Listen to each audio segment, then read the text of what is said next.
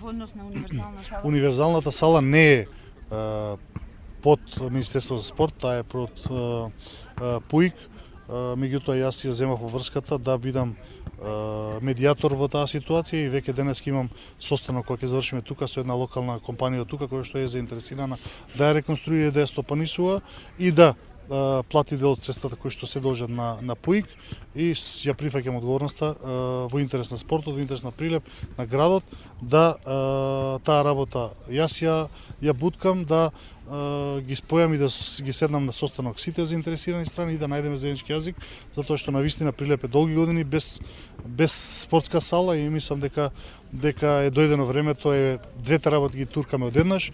Меѓутоа пак ја повторам, јас ќе бидам во овој случај вториот само медијатор и ќе оставам да двете страни што може да се побрзо се договорат и зависи од нив. А што беше пречката лани во септември да се пушти универзално? Барем така вие ветите. Универзална па ветив, меѓутоа по посетата со инженери увидовме дека навистина е небезбедна салата и не постои ни минимум шанса да добиеме дозвола од инженерите за да може да биде таа сала пуштена во потреба да биде безбедна.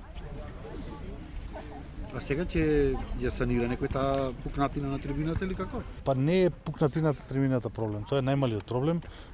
Проблем е што делот од конструкцијата од трибината завршува во зидот, нешто што е со години пред многу години е направено и тоа е поголемиот дел од опасноста, затоа што доколку дојде до некаков си инцидент, може да се случи да целата сала, не дај Боже, падне затоа што е во конструкцијата на самиот зид.